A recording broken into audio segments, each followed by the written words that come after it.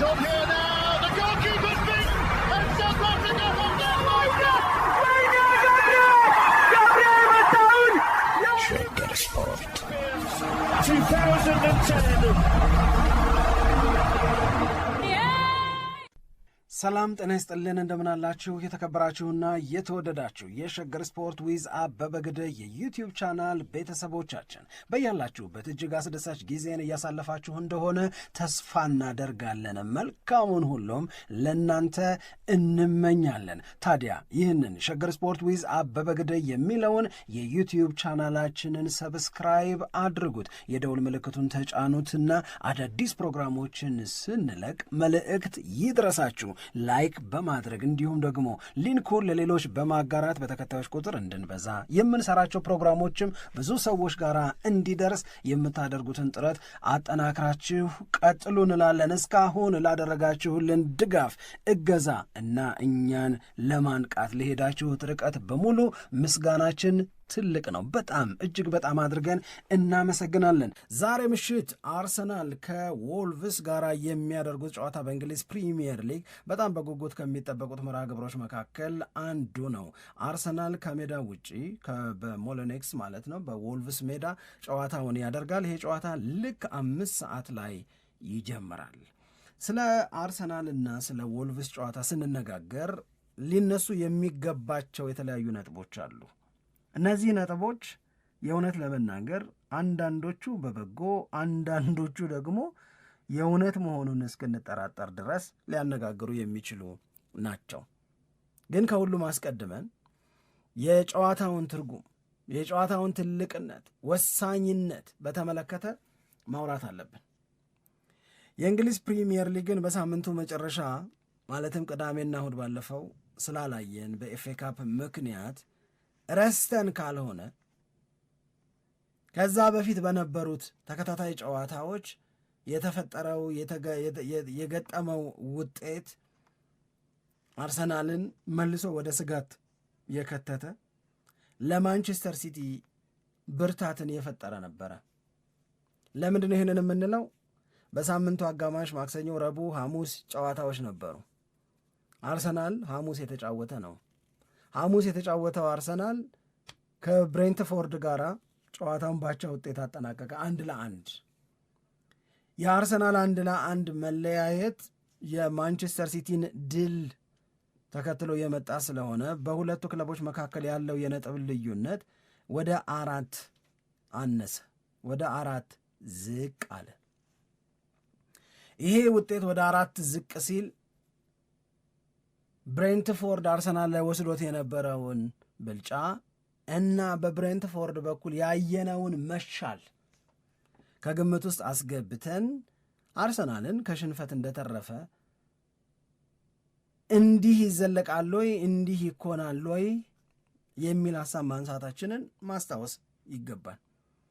ከዛ ጎን ለጎን አርሰናል እና መቋቋም የሚያቅተው ጫና ብለንም ተነጋግረናል። በተለይ ማንቸስተር ሲቲ ቀድሞ ተጫውቶ ሲያሸንፍም ቀድሞ ተጫውቶ ሲሸነፍ ወይም አቻ ሲወጣም ከእንደነዚህ ያሉ የማንቸስተር ሲቲን ውጤት የሚከተሉ አጋጣሚዎች በኋላ አርሰናል ሜዳ ላይ የሚያሳየው ነገር ይደበዝዛል፣ ያንሳል፣ ይኮስሳል። እንደዚህ ተሆኖ ለሻምፒዮንነት ክብር መጫወት ይቻላል ወይ? አይከብድም ወይ?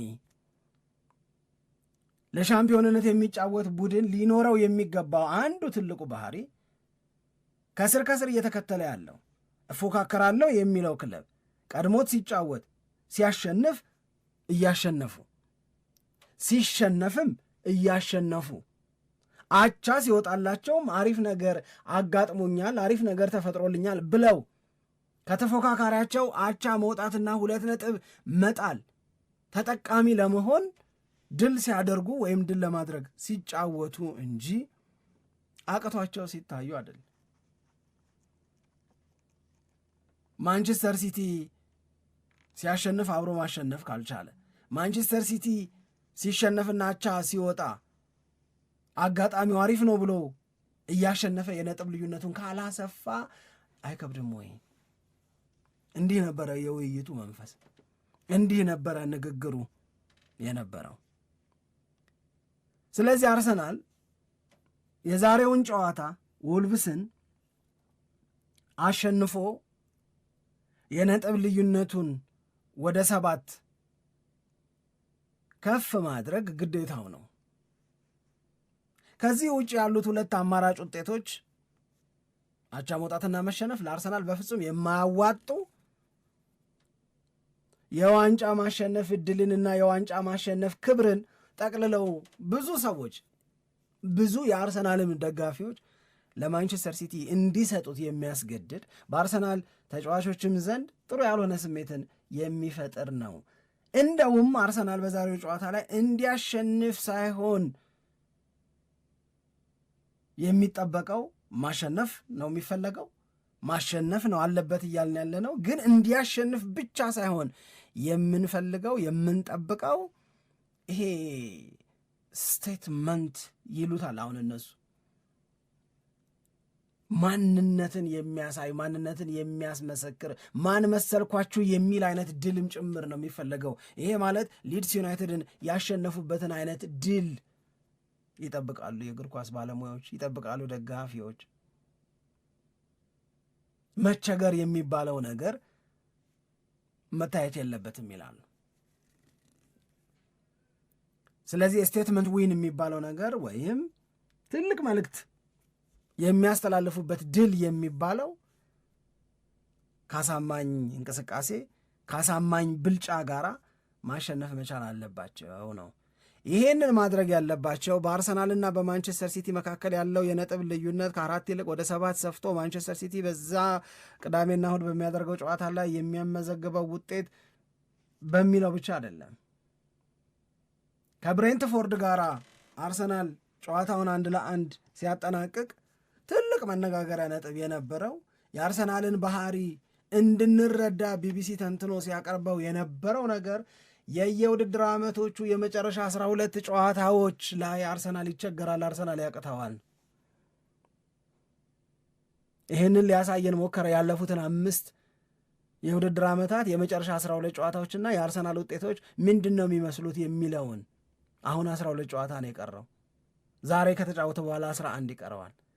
ስለዚህ በ2023/24 የውድድር ዓመት ብቻ ነው አርሰናል ከ12ቱ ጨዋታዎች 10ን ማሸነፍ የቻለ።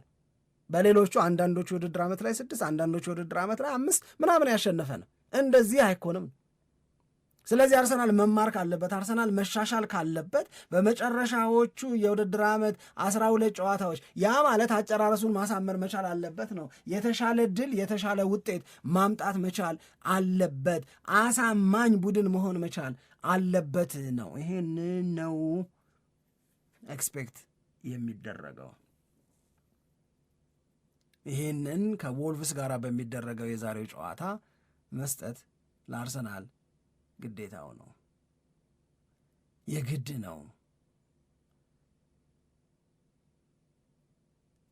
የጨዋታው ፋይዳ የጨዋታው ትርጉም በእኔ እምነት በዚህ አይን መታየት ያለበት ነው፣ በዚህ አንጻር መዳሰስ ያለበት ነው። ይሄንን ጨዋታ በተመለከተ ለመነጋገር መረጃ ለመስጠት ስለ ጨዋታው ምናምን ስንል 2 ነገሮች ተሰሙ ትላንት።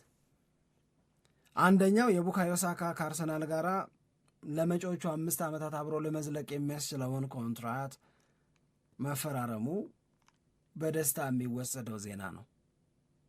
ከ300,000 ፓውንድ በላይ በሳምንት ይከፈለዋል፣ ከፍተኛ ተከፋይ ተጫዋች ይሆናል ነው።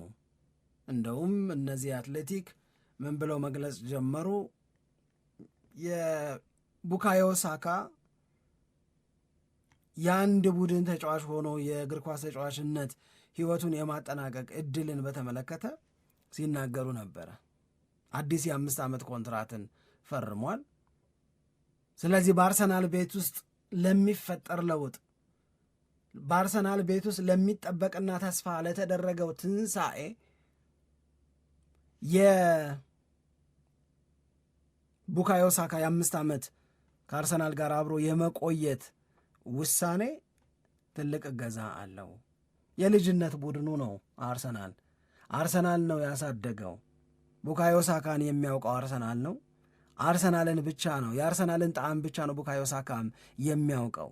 ስለዚህ የቡካዮ ሳካ ለሚቀጥሉትም ዓመታት ከአርሰናል ጋር አብሮ ለመቀጠል መወሰን ቢያስደስት የሚገርም አይደለም፣ የሚጠበቅ ነው። እንኳን ሆነ የሚያስብል ነው። ይሄ በመደሰት የሚነሳ ወሬ ይመስለኛል። በነገራችን ላይ ትንሽ ቆይተን አርቴታ ትላንትና በሰጠው ከዛሬ ጨዋታ የቀደመ ጋዜጣዊ መግለጫ ላይ ያነሳቸው የተለያዩ ጉዳዮች አሉ። እሱን ምናልባት ቆየት ብለን ልንመለከተው እንችላለን ከዚሁ ጋር አብሮ ስለሚሄድ። ሁለተኛው ጉዳይስ ምንድን ነው ስንል የአርሰናል አምበል ኦዲጋርድ በሱ ዙሪያ የወጡ መረጃዎች መኖራቸው ደግሞ በማያስደስት ዘርፍ ልንወስደው እንችላለን። የማያስደስት ዘርፍ ማለት ምን ማለት ነው? በጎ ዜና አይመስለኝም ለኔ። አሁን ባይሰማ የምለው አይነት ወሬ ነው ለኔ። አሁን ባይሰማ የምንልበት ዋነኛው ምክንያት ከአርሰናል አንጻር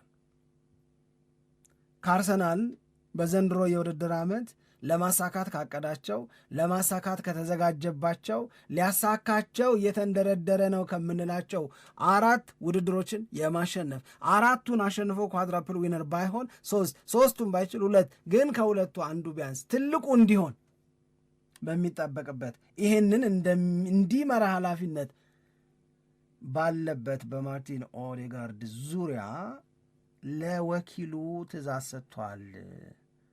ትእዛዙ በአርሰናል ቤት ተሰላችቷል።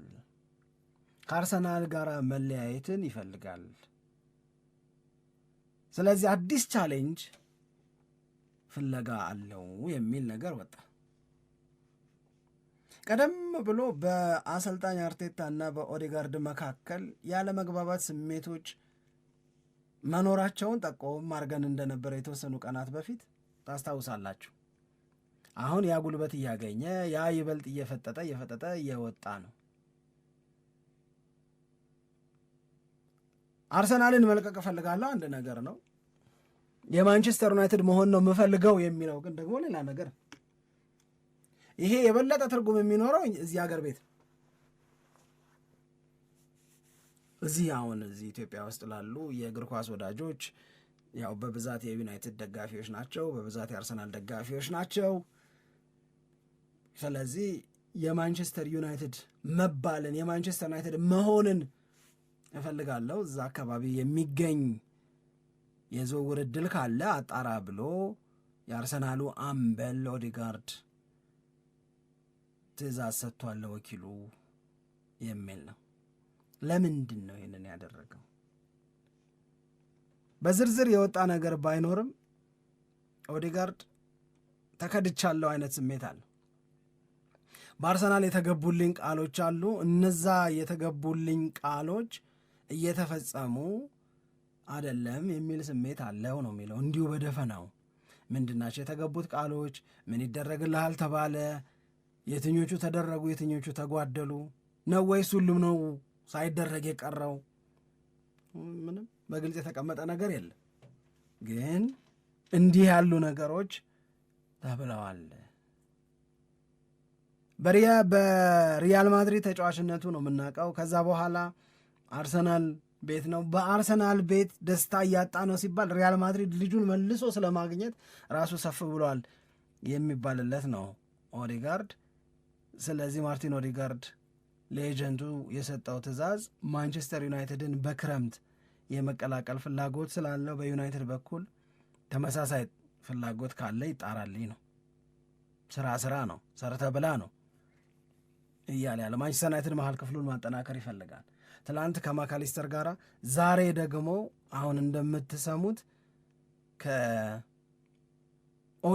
ጋር ማንቸስተር ዩናይትድ ስሙ እየተነሳ ነው።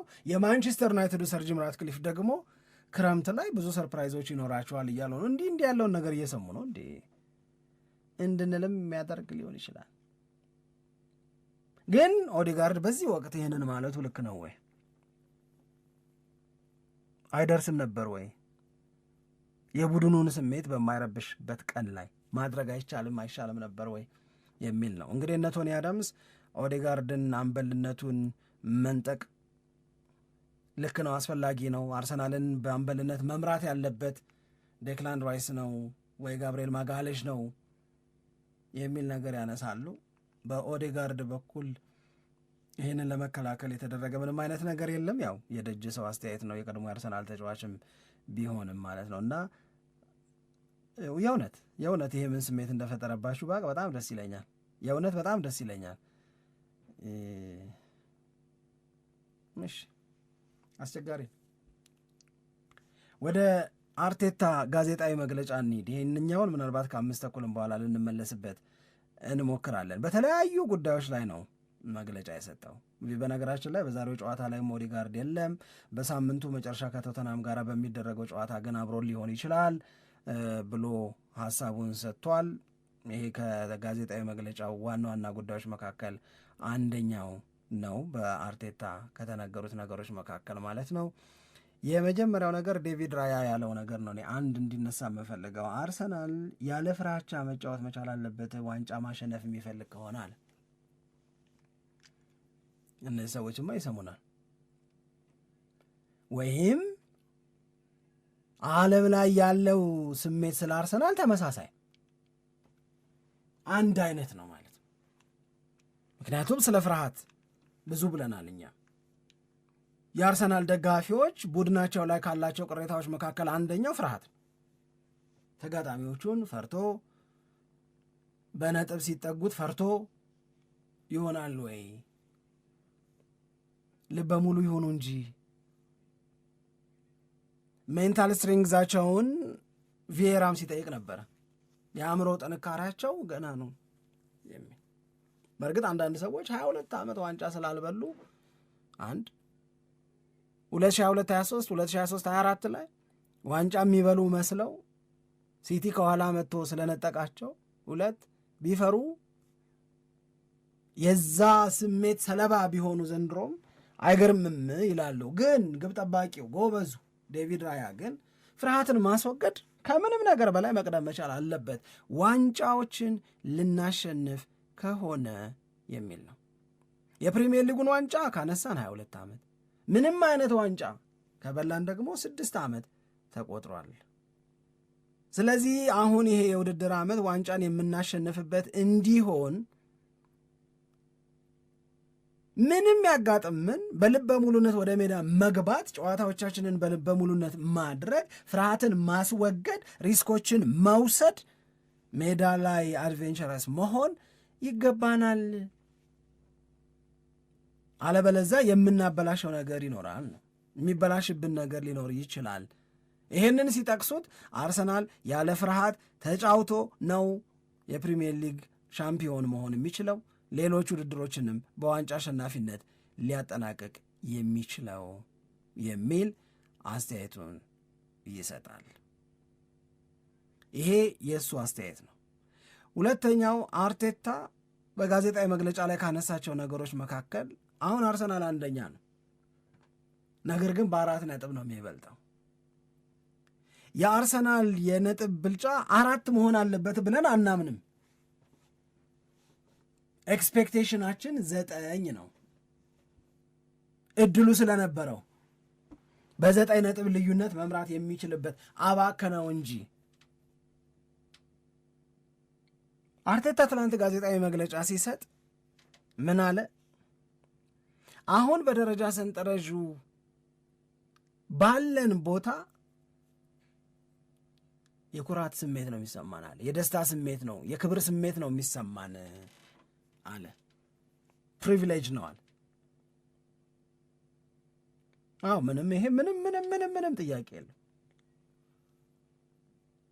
ይሄ የምንከራከረው አይነት ነገር አይደለም። ከሁለተኝነት ይልቅ አንደኝነት፣ ከሶስተኝነት ይልቅ አንደኝነት ይበልጣል። ምንም ጥያቄ የለው። አርቴታ ላይ የሚነሳው ጥያቄ፣ አርሰናል ላይ የሚነሳው ጥያቄ ከሁለተኝነት አንደኝነት እንደሚበልጥ ጠፍቶት ሳይሆን ሰው የሚጠይቃቸው የነጥብ ልዩነቱ ከ4 ይልቅ 9 መሆን አይችልም ነበር ወይ? የነጥብ ልዩነቱ ይበልጥ አስተማማኝ መሆን የሚችልበት እድል አልባከነም ወይ? ይሄ ነው ጥያቄው። ይሄንን ነው እንጂ ጋርዲዮላም ብሎታል። እኔም የምመኘው አርሰናል የያዘውን ቦታ ቢዝ ነው ብሏል። ሁለተኛ ነን፣ በ4 ነጥብ እናንሳለን። አሁን ካለን ቦታ ይልቅ አንደኛ ሆነን በ4 ነጥብ ብንበልጥ እመርጣለሁ። ግን ደግሞ አንዳንዴ አለና እሱም ደግሞ ነገር ሲጎነትል ከስር ሆኖ ጫና ማሳደር ይሻል ይሆናል አለ። ከላይ ሆኖ ጫና ውስጥ ከመግባት ያው እየነገራቸው ነው። ከስር ሆኖ ጫና አሳዳሪ መሆን የተሻለ ሊሆን ይችላል። ስለዚህ አሁን በቦታው ምንም ጥያቄ የለውም።